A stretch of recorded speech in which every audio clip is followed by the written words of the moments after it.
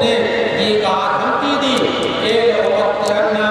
أَيْدِيَكُمْ وَأَرْجُلَكُم مِّنْ خِلَافٍ وَلَأُصَلِّبَنَّكُمْ، کہ میں تمہارے ہاتھ اور پاؤں کاٹ دوں گا اور تمہیں کیا ہے درخت کے اندر لٹکا کر کے پھانسی دے دوں گا۔ تو ان مومنین کا جواب سنیے کہ اگر دل کے اندر ایمان ہو تو دنیا کی کوئی بھی طاقت انہیں ایمان کے راستے سے نہیں ہٹا سکتی، چاہے کسی بھی چیز کا لالچ دیا جائے، دنیا کا لالچ دیا جائے، دھمکی دی جائے، ان کو ایمان کے راستے سے نہیں ہٹا سکتی۔ کہا کہ لَن نُّصِرَكَ عَلَىٰ مَا جَاءَنَا مِنَ الْبَيِّنَاتِ وَالَّذِي فَطَرَنَا فَاقْضِ مَا أَنتَ قَاضٍ إِنَّمَا تَقْضِي هَٰذِهِ الْحَيَاةُ الدُّنْيَا، کہ دیکھو ہم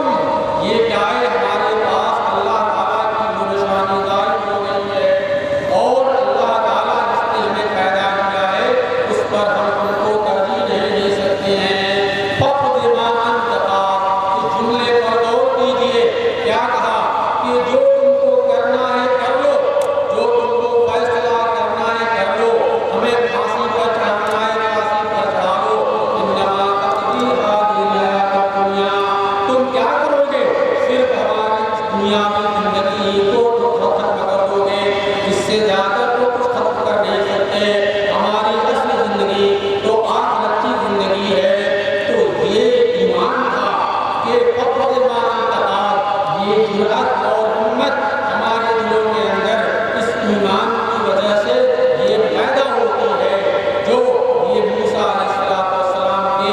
قوم کے اندر جو جادوگر تھے ایمان لے آئے اور ان لوگوں نے کہا تھا فَاقْضِ مَا أَنتَ قَاضٍ إِنَّمَا تَقْضِي هَٰذِهِ الْحَيَاةُ الدُّنْيَا۔ تو اگر واقعی ہم یہ مومن ہیں تو ہمیں آزمایا جائے گا، لیکن اسی آزمائش کے وقت اگر ہم کیا ہے یہ ایمان کے اوپر قائم رہے، جیسا کہ صحابہ کرام کے واقعات پڑھیے،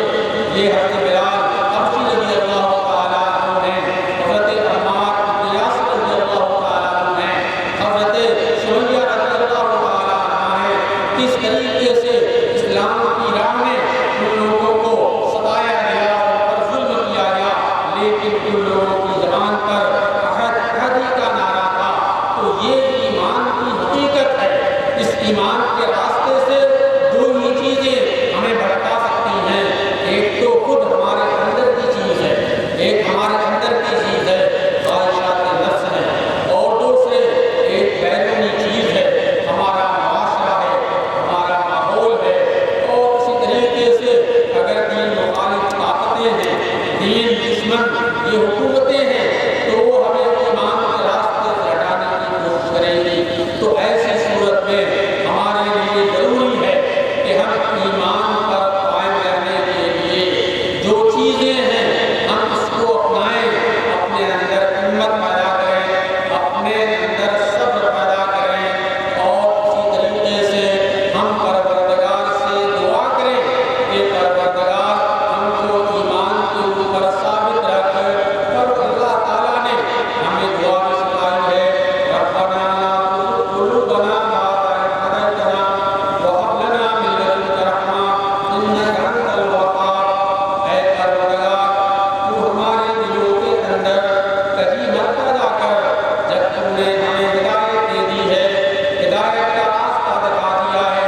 جس کے لیے ہم ہر نماز کے اندر سورۃ فاتحہ پڑھتے ہیں، اور اہدنا الصراط المستقیم، صراط مستقیم کے لیے دعا بھی کرتے ہیں۔ تو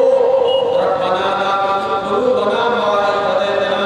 اس ایمان کی ہدایت کے بعد تو ہمارے دلوں کو موڑ مت دے، ہمارے دلوں کے اندر کبھی مت پیدا کر دے۔ حضرت انس رضی اللہ تعالیٰ عنہ بیان فرماتے ہیں کہ رسول اکرم صلی اللہ علیہ وسلم کثرت سے یہ دعا پڑھتے تھے کہ یا مقلب القلوب ثبت قلبی علی دینک، اے دلوں کو پلٹنے والے تو ہمارے دل کو اپنے دین کے اوپر ثابت رکھ۔ چنانچہ صحابہ کرام کہتے ہیں کہ اے اللہ کے رسول، کیا ایمان لانے کے بعد بھی، نیک عمل کرنے کے بعد بھی، نماز پڑھنے کے بعد بھی اللہ تعالیٰ سے دعا مانگنے کی ضرورت ہے؟ تو رسول اکرم صلی اللہ علیہ وسلم نے فرمایا کہ ان القلوب بین یدی الرحمن، کہ بے شک یہ انسان کے لیے